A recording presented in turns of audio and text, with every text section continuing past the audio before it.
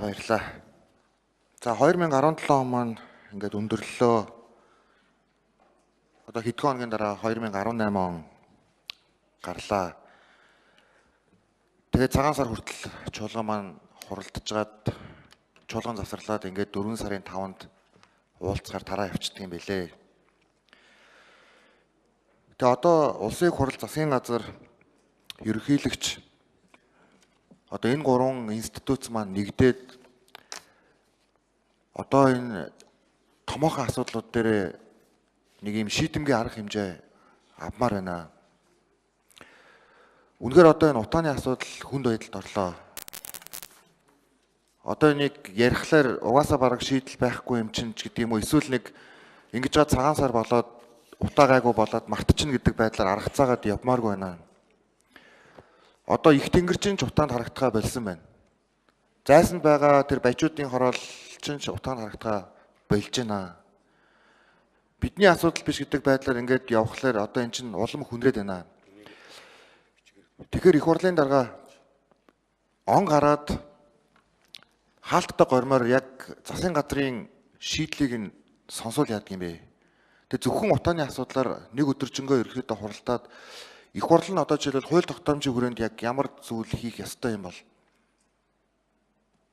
засгийн газарт нь одоо ямар хөрөнгийн их усүр дутаад байгаа юм бол ямар шийдлийг урт хугацаанд, ямар шийдлийг дунд хугацаанд, ямар шийдлийг богино хугацааны шийдэл гэж харж байгаа юм бол энэ дээр одоо хотын засаг дарга, дүүргийн тэр одоо 3 голомтод байгаа засаг дарга нар олон улсын одоо энэ зээл тусламж ер нь яг хаашаа урсж байгааг бүгднийг нэг үзүүл яадаг юм. 2019 он ерөнхийдөө утаагүй байх боломжтой гэдэг байдлаар бас энэ шинжээч бид нар дүгнэтгэл юм байлаа ш. Тэр шийдвэрийг бүгдээрээ сонсуул яадаг юм.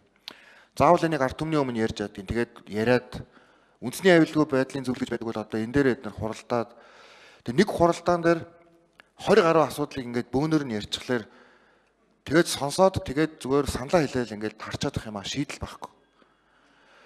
Тэгээд заавал одоо чуулган биш юм а гэдэг юм ажлын хэсэг гараад засгийн газрын улсын их хурлын үндэсний аюулгүй байдлын хамтарсан ажлын хэсэг гараад энэ олон улсын байгууллагуудыг ч юм уу сонсоод нэг тийм үндсэн шийдэл рүү 2019 онд яг нэг ингэн гэдэг ч юм уу яг тэр 240 мянган одоо айлаа ингэн нүүрсийг нь одоо оруулахад ингэн орон сууцныхаа асуудлыг ийм байдлаар шийднэ.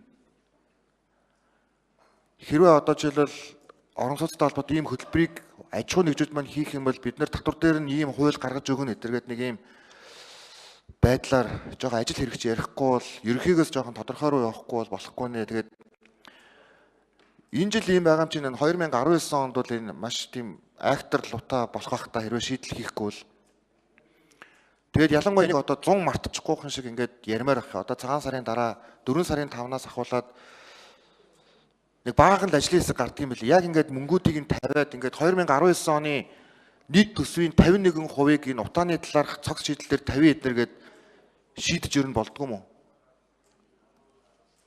Нэг ийм байдлаар хаалттай чуулган хуралдуулж өчөө даргаа гэдэг ийм санал байна. Баян зүтгэж шүү.